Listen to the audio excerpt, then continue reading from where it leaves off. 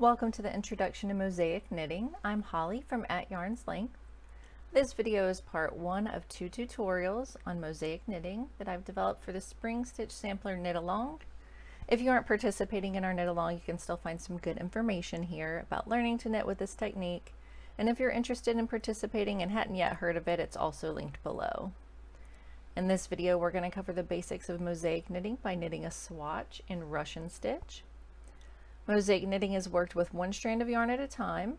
It's knit with for 2 rows and then swapped for the next color. And the slip stitches connect the rows of the same color, and that's how the designs are made. So if that doesn't make sense to you, don't worry.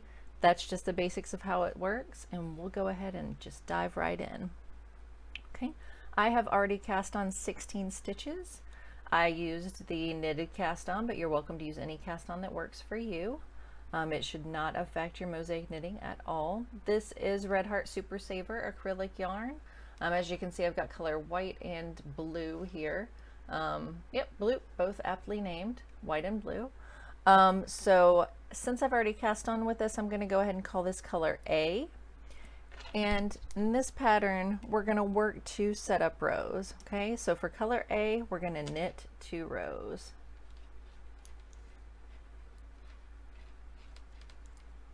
And you can kind of hear my circular needles clacking around. You can use any needle that fits your project. And I am knitting with size 9s. I do like to go up a size with mosaic knitting just because it gives you a little bit of extra wiggle room. When you start slipping stitches, sometimes people have a tendency to go tight, and that just helps a little bit with that problem.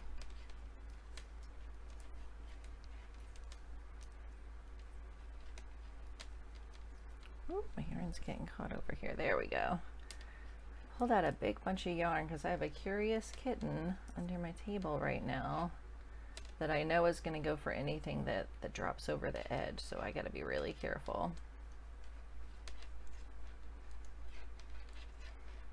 And again, nothing fancy here, just knitting my 2 rows and setting up the base.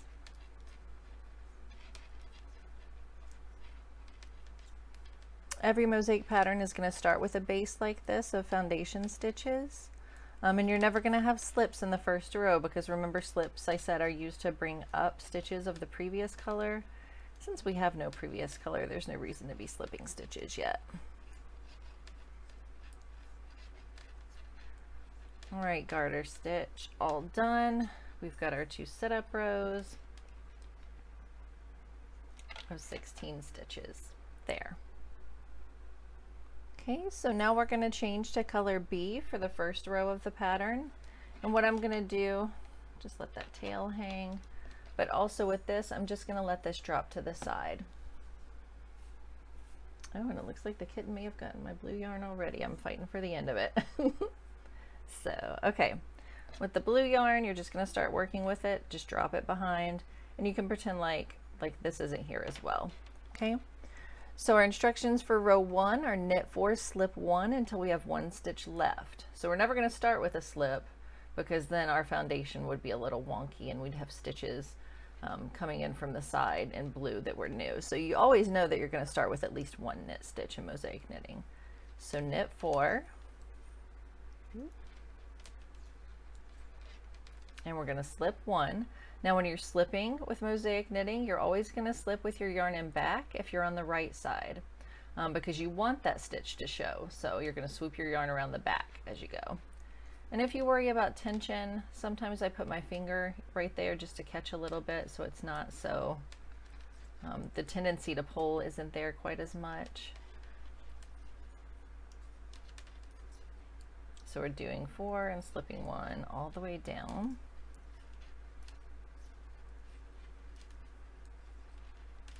And slip 1, and we're left with 1 stitch, just as the instructions say. We're going to knit this 1 stitch. Okay, so this is what we have.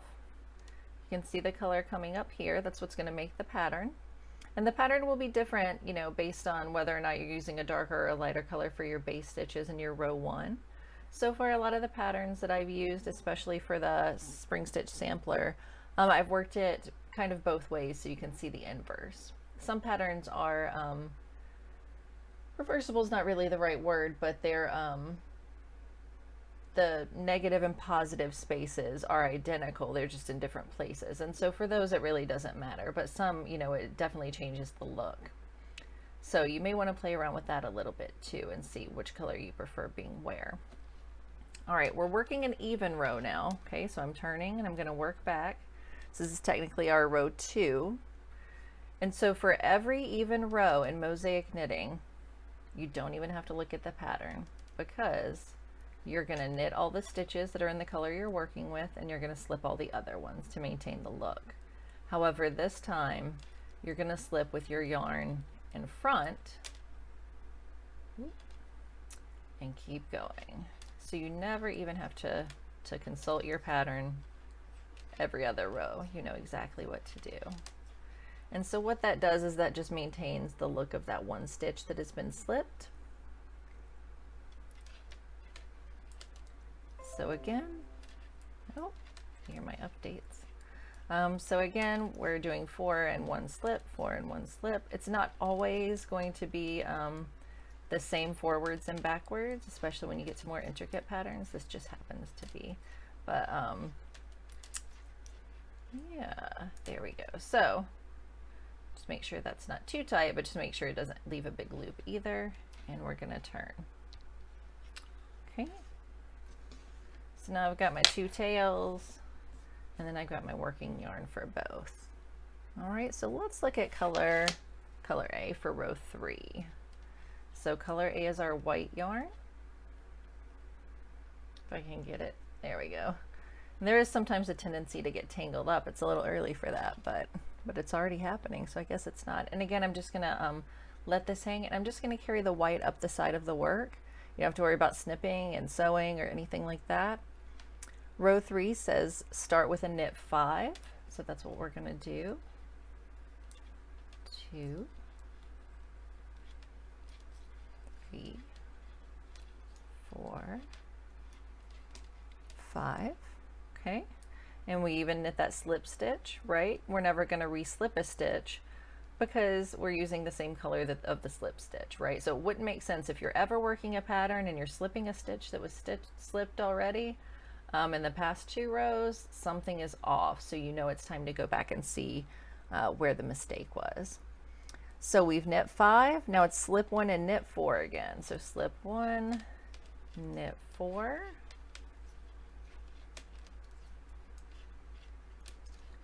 slip 1, knit 4, and again we're just doing a swatch, so this is going pretty quick. Whoops, lost some of my light there. Slip 1, knit 4, slip 1, knit 4, we get to the very last one, and because it's the last stitch, we know that we are going to knit it, because always the last stitch is knit.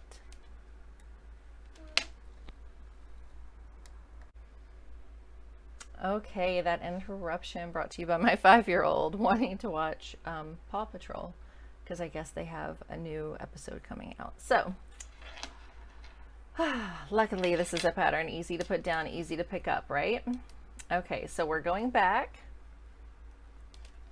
and of course we know what to do. We don't even have to look at a pattern or anything like that, because we know we're going to knit the stitches that we knit, and we're going to slip the stitches that we slipped, because it's an even row. The only difference is we're slipping with the yarn in front, because the front now is the back of the work.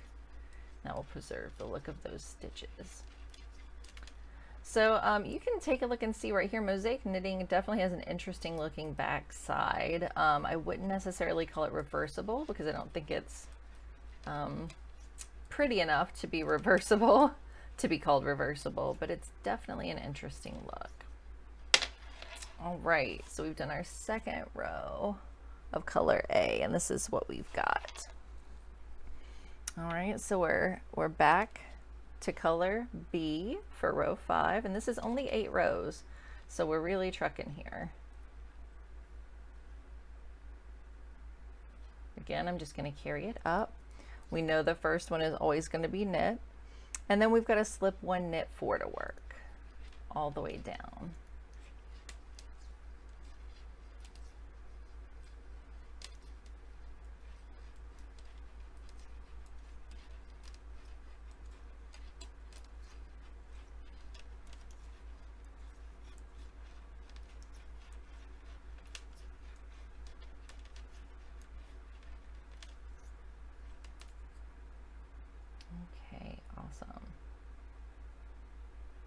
So we're starting to see the pattern sort of take shape both ways,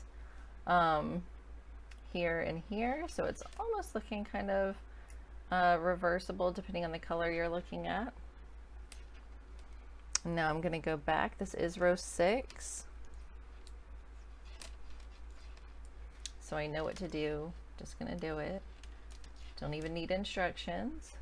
Just make you feel like a little bit of a wizard when some of these patterns are more complex, and you really have to be mindful on the odd row, but on the even row you can just, you know, take a deep breath and work while you're watching TV or something like that, especially if you're working a large project like an Afghan.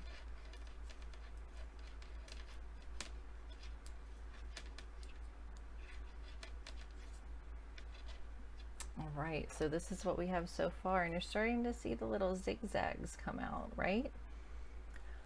So we're actually starting to get to see it take shape. Now our last 2 rows are with color A again, rows 7 and 8. And again, maybe we're getting a little tangled up. Just got to get everything out of the way. Back to color A, just carrying it up the side again. We know the first one's always knit. We're actually starting with a knit 5. And then a slip 1, knit 4, all the way until 1 stitch remains. And we're never going to slip that last stitch, remember.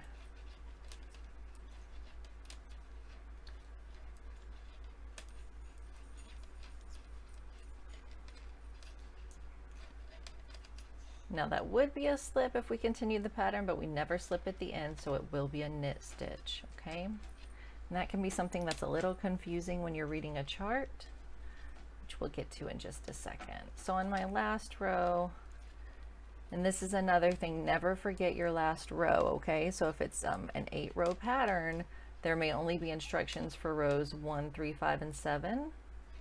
And it's easy to forget you gotta work row 8 also, because it's an 8-row repeat that we're working here.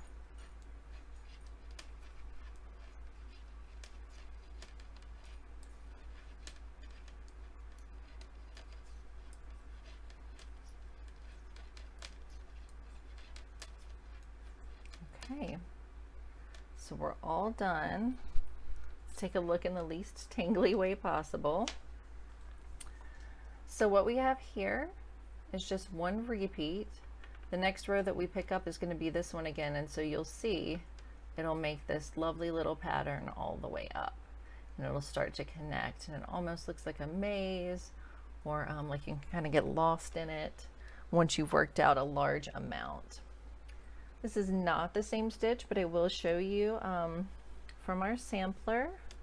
Once you do multiple repeats, they really do start to pop. So something like this, which is a basic zigzag, after you've worked it over and over and over again, you can really see the definition. And you can do the same thing with Russian stitch. You can make your swatch as large as you want to, or as long as you want to, until you feel prepared and you're comfortable with this. Okay. So now let's take a look at the chart and see how the chart compares to the swatch. All right, so got our dark color here, right? And so as we're looking, what we're going to first notice is it's got a block of color here and a block of color here, which we know isn't technically possible because we can't slip that first stitch. Here, the number 1 is dark because we're working in our darker color, which is our blue, okay? So it does line up with our chart there, but that first stitch can't actually be worked that way. So we're going to always have to adjust the first and last stitch if it's off with our pattern. Right here you'll see this dark line, just to show you that when you're working it, you should frame it with another stitch. So you're actually going to repeat this over and over and finish off with a stitch. Again, for rows 3 and 7, that can't be a dark stitch, right?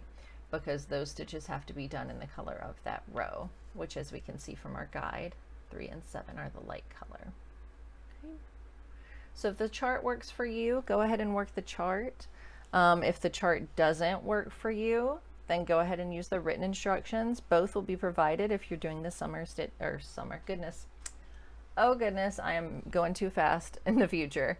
Spring stitch sampler knit along. then both will be included. So either one can work for you. And just remember, if you find the chart super confusing, then just skip them all together. I know for some folks it really makes sense and it clicks, and for other folks it's just another hurdle, and we don't want any hurdles. We just want you guys mastering this technique and then being able to use it. So if you have questions or you want to share your work, you can join our Facebook group. There's a link in the comments, and also a link to the written pattern for this stitch, the chart for this stitch, the next video in the series, and all the information for the spring stitch sampler will be there. Also the yarn and needles that I'm using, and just a basic homepage for my blog.